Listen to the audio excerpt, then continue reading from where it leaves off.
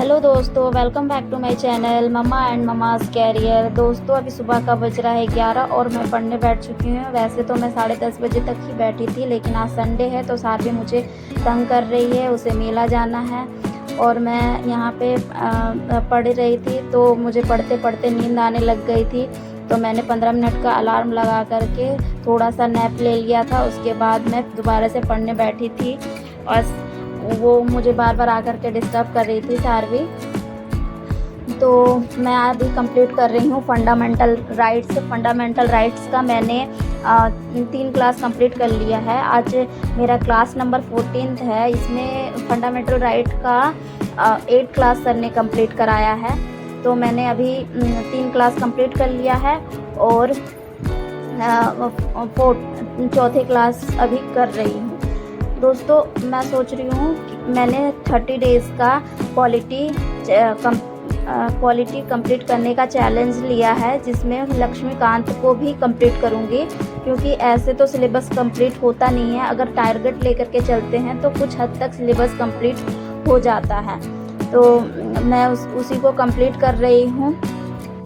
यहाँ पे मुझे सारवी बार बार परेशान कर रही थी, क्योंकि उसको मेला जाने का एक्साइटमेंट बहुत ज़्यादा था। उसके पापा सुबह ही बोल के गए थे कि आज शाम में आकर के मेला चलेंगे।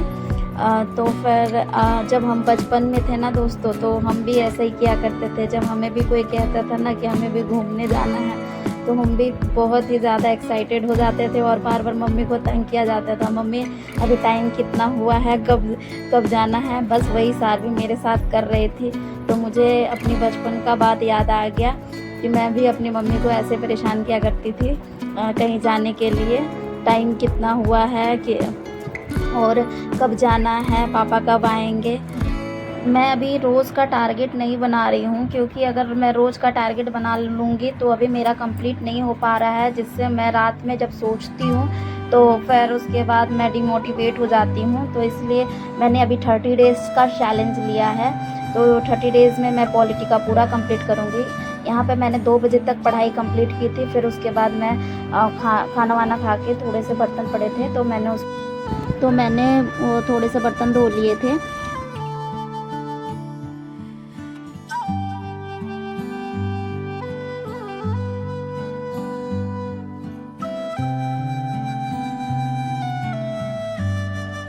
बर्तन धो के फिर मैंने थोड़ा सा दूध गर्म कर लिया था, क्योंकि मैं दूध फ्रीज़ में नहीं रखती हूँ। उसके बाद मैं जब छोटे वाले कमरे में गई तो वहाँ पे सारवी ने वो फैला रखा था तकिया, तो मैंने उसे थोड़ा समेट करके अपने बाल झाड़ने लग गई। अभी थोड़ा मैंने बाल कटवा लिया है, क्योंकि मेरे बाल पूरा ऊपर से ही ख़राब हो रहे थे और ना ही बढ़ रहे थे, और छोटे छोटे बाल ऊपर से निकल जाते थे तो अच्छा नहीं लगता था। उसके बाद मैं आ गई थी अपने रूम में पढ़ने के लिए।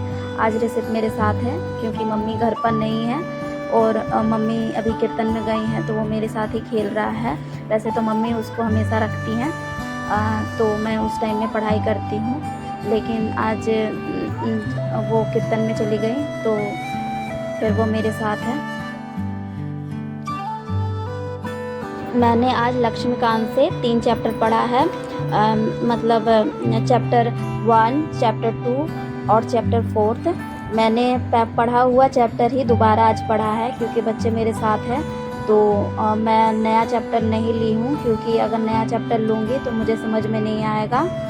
तो मैंने चैप्टर 3 संविधान की प्रमुख विशेषता पहले नहीं पढ़ा था, तो मैंने आज नहीं पढ़ा, मैं उसको बाद में कंप्लीट करूँगी।